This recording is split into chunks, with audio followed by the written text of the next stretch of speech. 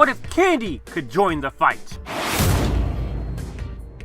But before we can look into the candy apple, we'll need to have a little filler first. Time to backtrack to the apple pie.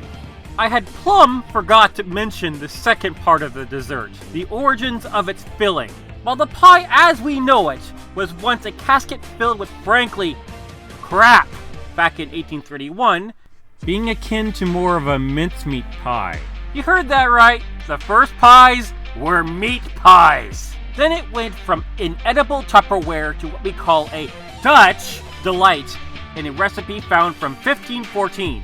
It's Dutch in quotes, because while it accurately is used for the people of the Netherlands, it has also been incorrectly used for the Germans. So to avoid that confusion, we can call this dish the apple tot, the one with the lattice, not the apple krumeltot, which is also known as crumb apple pie. Under the former's latticed exterior is a filling consisted of thickly chopped apples and raisins flavored with fragrant, warm spices such as cinnamon, ginger, and nutmeg.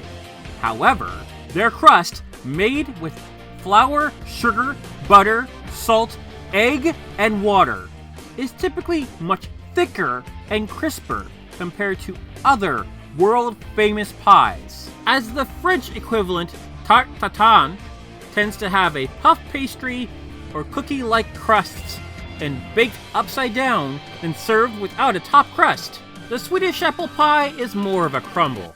Traditionally, the apple tot has been made with tartly sweet apple varieties, but has been recommended to have a combination of various kinds of apples to achieve more complex and exotic flavors.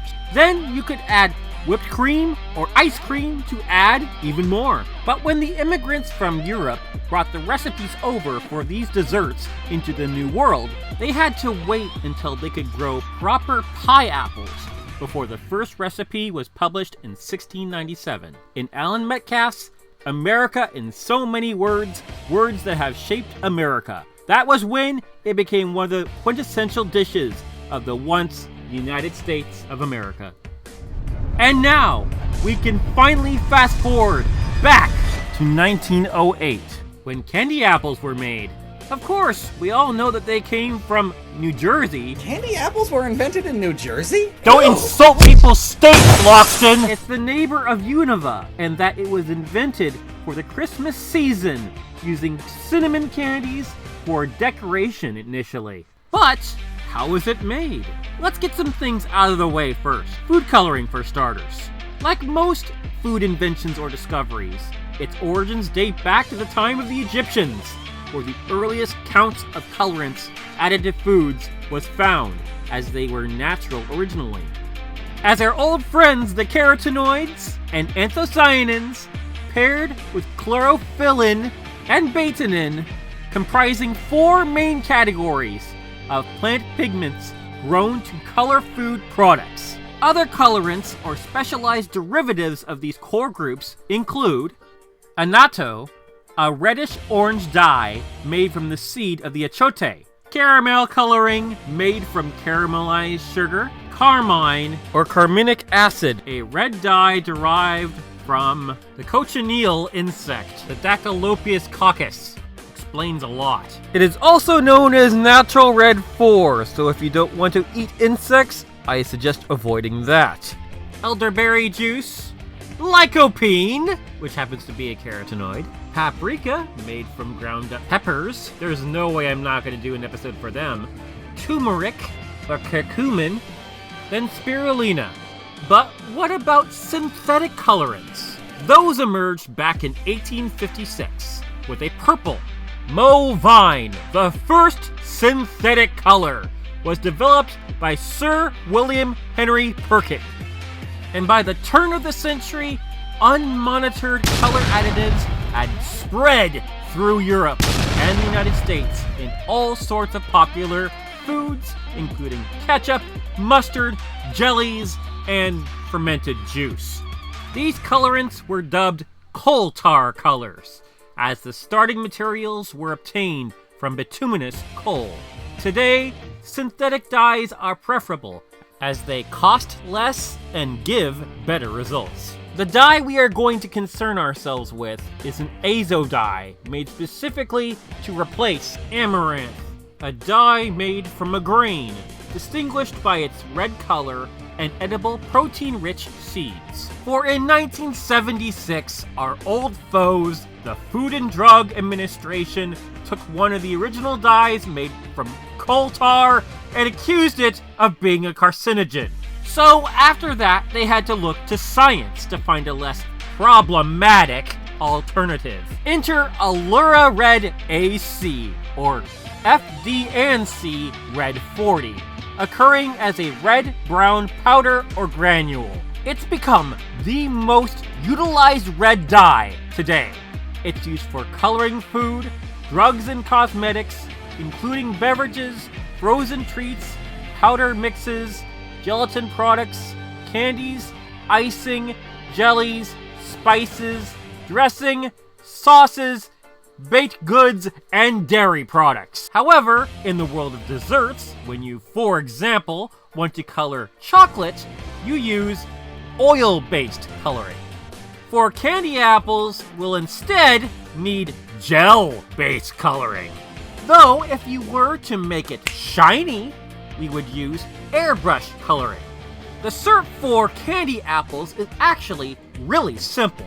For 12 apples, 6 cups of sugar, 4 cups of water, and a cup of light corn syrup. Then add 1.5 teaspoons of butter vanilla and make sure the syrup flows freely. To avoid translucence, you will need a few drops of Wilton's White liquid color. Hobby Lobby has a great food coloring of Super Red, which makes the perfect crimson color for your apples. The mixture needs to be 300 degrees Fahrenheit. Before you dip though, make sure you clean your fruit of its wax and its possible sugar munchers, wiping the top to prevent unwanted bubbles. Then put in your sticks and start rolling your apples into the finished mixture. Then let it dry, popping any bubbles that form with a toothpick. But I bet I can hear you saying out there, I thought they used cinnamon candies in the original recipe.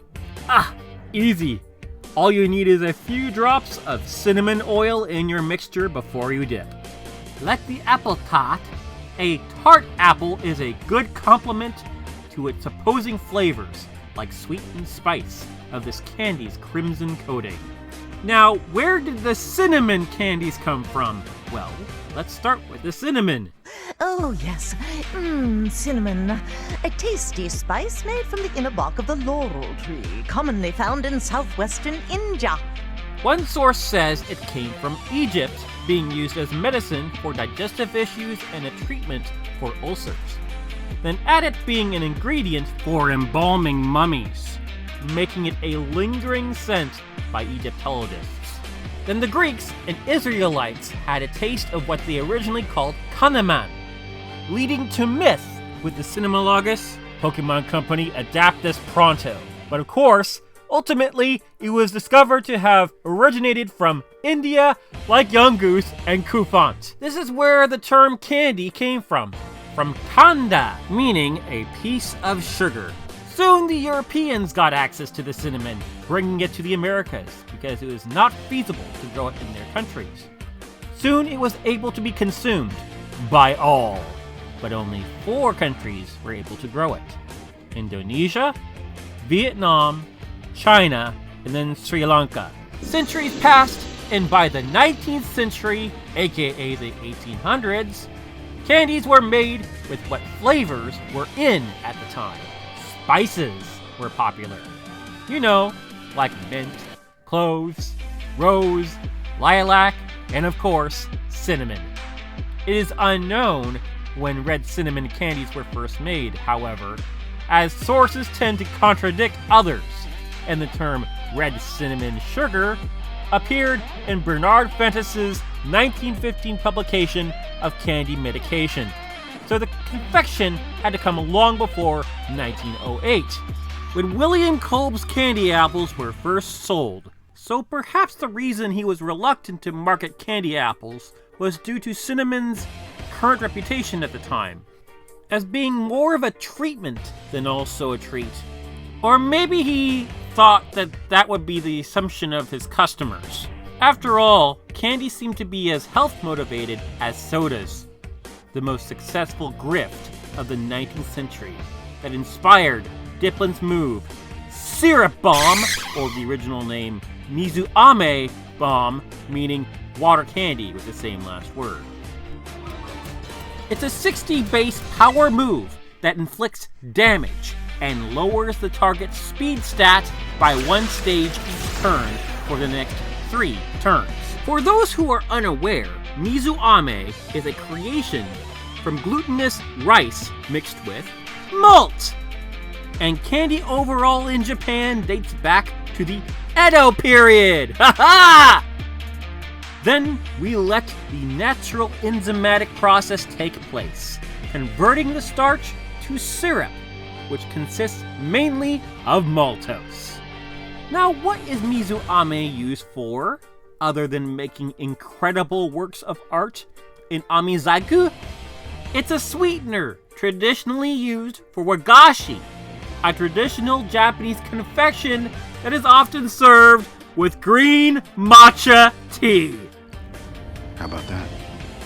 Gee, it's almost like Dipplin and Poltergeist were the perfect new mons for Kitakami. So, how do we wrap back to apples? Simple. Remember Mizuame? Water candy? Ame means candy, and there's a certain treat shared at Japanese festivals, the Ringo Ame. Apple candy, the inspiration for Dipplin. Now we know what could have made the syrup for Dipplin itself, considering that Mizuame is a product of rice, and the original natural dye was made of either carmine or amaranth, which would still be used as food in Japan in their furikake and pasta dishes. We can deduce, drumroll please, Dipplin is a fully natural Pokemon. Unova would have a fit if they knew what that goo was made out of. But now we can be assured that its typing is completely justified, and that this unassuming Pokemon can be considered a work of art.